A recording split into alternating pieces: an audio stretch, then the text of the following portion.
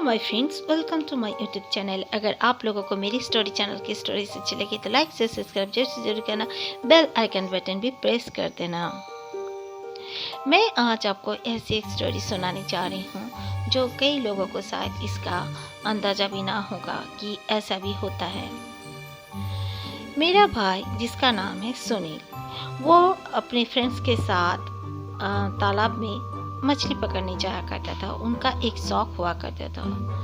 जिस दिन छुट्टियां रहती थी उसके पहली रात वो लोग हर समय मछलियां पकड़ने जाते हैं। और मछली ऐसा नहीं कि बहुत सारे मछलियां लेकर आ जाया करते थे या बेचना ऐसा कुछ नहीं होता था उनके साथ। वो जस्ट अपने पॉकेट मनी के लिए कभी कभार बेच भी दिया करते थे, पिकनिक मनाने के लिए। ऐसे उनका अपना शौक था।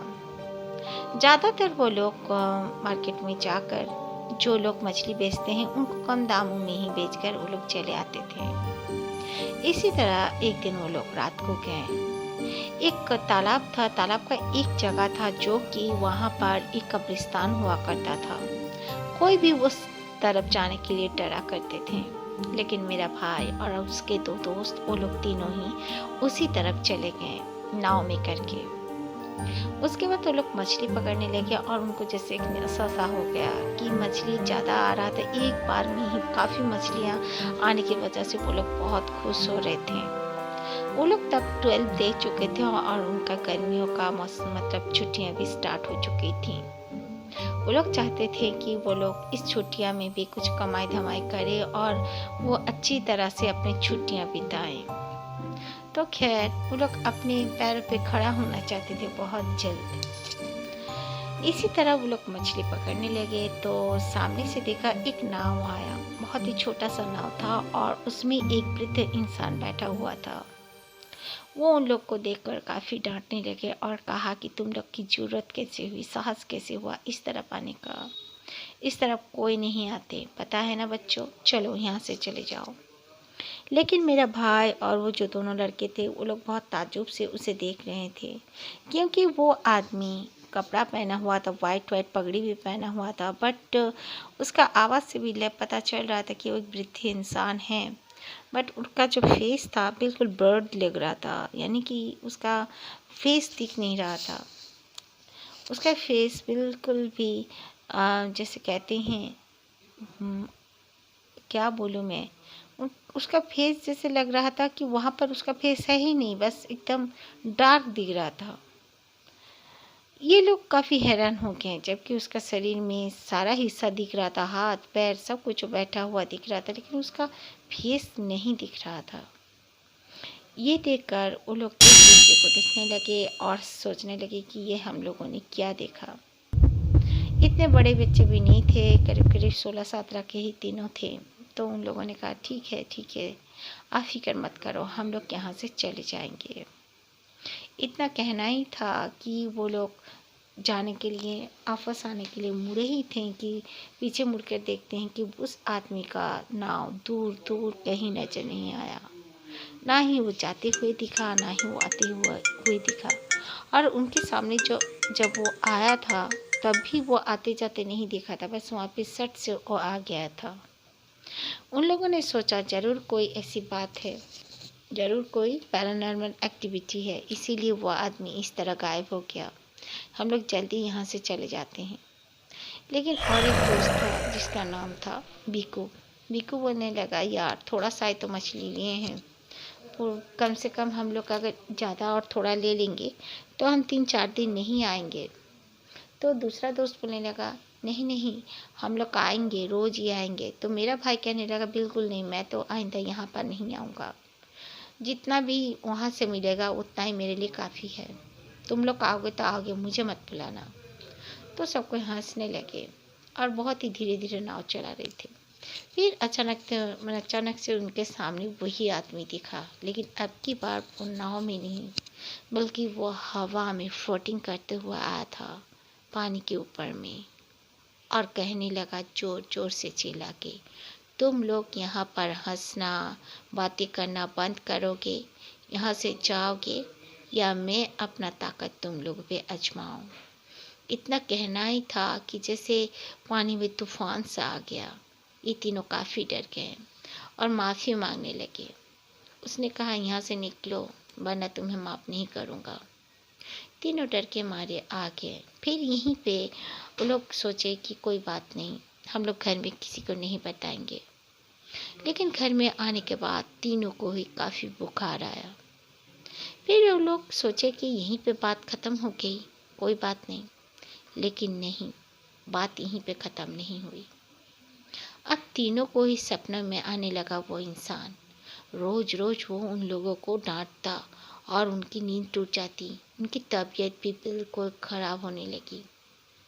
मेरा भाई तो फिर भी थोड़ा सा ठीक था, लेकिन बाकी दो जो उसके दोस्त थे वो दोनों काफ़ी परेशान हो गए। कितने हॉस्पिटल डॉक्टर को दिखाने लगे, लेकिन वो दोनों ठीक होने का नाम नहीं ले रहे थे। फिर मेरा और एक जो भीखू था वो काफ़ी बार बेहोश होने लगा। दिन में 2-3 बार बेहोश हो जाया करता था। फिर भी उन लोगों को कुछ समझ में नहीं आ रहा था कि क्या हुआ है इन लोगों के साथ। खैर, मेरा भाई जब इस तरह का सुना तो उसने कहा कि मैं भीखू के मम्मी को सारी बात बता दूंगा। और जाकर आंटी को उसने सारी बात उस रात की बता दी। फिर जल्दी से एक बाबा जी को बुलाया गया। वो आए, देखें, फिर कहा मैं झाड़ फूँक कर देता हूँ तीनों को ही, और कुछ ताबीज़ वगैरह देता हूँ, और मैं जाकर ध्यान में बैठूँगा, मैं देखूँगा ये कौन सा क्या चीज़ है। भीखू का तबीयत इतना ख़राब हो गया था, भीखू ना कुछ खाना खा पाता था और ना ही कुछ, उसका बस छाती में जैसे पेन हो रहा है। और कुछ ही दिनों में भीखू बहुत ही दुबला पतला नज़र आने लगा था।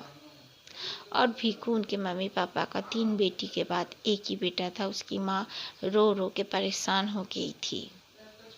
फिर इसी तरह वो पापा जी फिर 2 दिन बाद आए और आकर कहने लगे, क्या पता मैं भीखू को शायद नहीं बचा पाऊंगा। भीखू को अंदर ही अंदर उसने खा चुका है। भीखू का राशि वैसी सब कुछ बहुत ही पतला होने के कारण वो भीखू पे ज़्यादा ही अपना आक्रोश दिखा पाया है। बाकी दोनों को तो मैं बचा लूँगा, लेकिन मैं भीखू के बारे में नहीं बता सकता। उसकी माँ पैर पकड़ के ज़ोर ज़ोर से रोने लगी और कहने लगी, प्लीज़ इसके भी बचा लीजिए। तब उन्होंने कहा, ठीक है, आप एक काम करो, इसको तुरंत बालाजी मंदिर में लेकर जाओ और वहाँ पर प्रार्थना करो, होगा तो भीखू जरूर बच जाएगा, उसकी अगर किस्मत में ज़िंदगी होगी तो। उन लोग तुरंत उसको बालाजी के मंदिर ले जाने के लिए निकले, लेकिन गाड़ी पंचर हो गया। काफ़ी आश्चर्य का बात था। उसके पापा किराए का गाड़ी लेकर आए, वो गाड़ी भी चलने का नाम नहीं ले रहा था। फिर ज़ोर ज़ोर से हनुमान चालीसा जब उसके पापा पढ़ने लगे, फिर जाकर वो गाड़ी स्टार्ट हुआ और वो लोग निकल पड़े। उन्होंने कहा था आने के बाद कि रास्ते में भी उनको काफ़ी परेशानियों का सामना करना पड़ रहा था।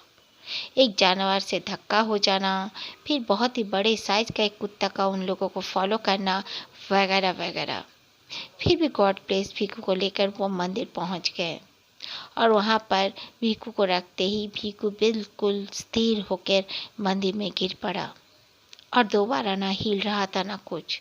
इसके माँ तो सोची शायद भीखू और जीवित नहीं है। वो चीख चीख के रोने लगी थी। तब एक पंडित आकर उसके मुंह पर पानी छिड़कने के बाद भीखू उठकर बैठा और वो पंडित जी ने कहा, बेटी चिंता मत करो, इनके सामने में तुम प्रार्थना करो भगवान को, जरूर से जरूर आपका बेटा ठीक हो जाएगा। तो उसकी माँ जोर जोर से रोने लगी और भगवान को प्रार्थना करने लगी। फिर वो लोग कम से कम 11 दिन के बाद वहाँ से आए थे और उसके बाद भीखू ठीक भी हो गया। इसी तरह नॉर्मल जिंदगी सबका चलने लगा, कोई परेशानी नहीं थी। वो लोग दोबारा वहाँ मछली पकड़ने भी कभी नहीं गए थे। लेकिन भीखू का शादी होने का बाद फिर से भीखू के ऊपर में कुछ ऐसा वैसा असर होने लगा। वो जो ताबीज़ पहना हुआ था वो भी घूम हो गया और भीखू को जो मंत्र रोज पढ़ने के लिए दिया गया था वो उसमें भी नेगलेक्ट करने लगा था। फिर एक दिन अचानक भीखू ना मिलने पर, अपना ऑफिस से घर नहीं आने पर उसके मम्मी पापा उसे ढूंढने निकल गए। भीखू कहीं नहीं मिला। 3 दिन हो गया, भीखू को कहीं पर भी कोई भी नहीं देखा था। फिर दूसरे एक दिन 3 दिन के बाद सुबह उसकी माँ बहुत ही तंग आ चुकी थी। वो काफ़ी रोने पीटने लगी थी और उसकी बहू जो थी वो प्रेग्नेंट भी थी। उसकी माँ और उसकी बहू दोनों ऊपर छत में सूर्य देव को पानी चढ़ाने के लिए जा ही रहे थे कि उन लोगों ने देखा भीकू वहाँ पर बैठा हुआ है और उसकी आंखें जैसे लाल लाल हो रखी हैं। उसके माँ पूछने पर वो कुछ नहीं जवाब देता और फिर कहता मुझे भूख लगी है। भीकू अचानक से बहुत ज़्यादा खाना खाने लगता है। फिर से वो लोग उसे ले जाते हैं वही बाबा जी के पास। वो बाबा जी कहते हैं कि चिंता मत करो, आपका बेटा ठीक हो जाएगा, आप लोग बिल्कुल फिक्र ना करो। तो वो लोग कहते हैं ठीक है, हमारे बेटा को आप लोग ठीक करा दीजिए, वरना हम क्या करेंगे, हमारा एक ही बेटा है।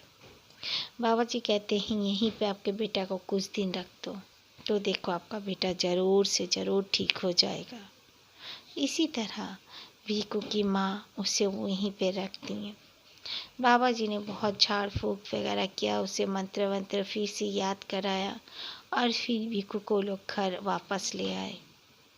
कुछ दिन नॉर्मल चलते रहा। भीकू फिर से मंत्र वगैरह पढ़ने लगा और वो ताबीज भी पहना हुआ था। करीब करीब 5 से 6 महीना बहुत ही सुकून से गुजर गया और भीकू का एक बेटी हुई। बहुत ही खुशी खुशी उनका माहौल चल रहा था। फिर 2 साल बाद भीकू के ऊपर में फिर से वही तूफान आ गया। भीकू का तबीयत इतना खराब हुआ कि बोलने का नहीं और भीकू अचानक मर गया। ये देखने के बाद उसकी माँ काफ़ी तड़प के, उसकी माँ का भी हार्ट अटैक से कुछ दिनों के बाद ही मौत हो गई थी।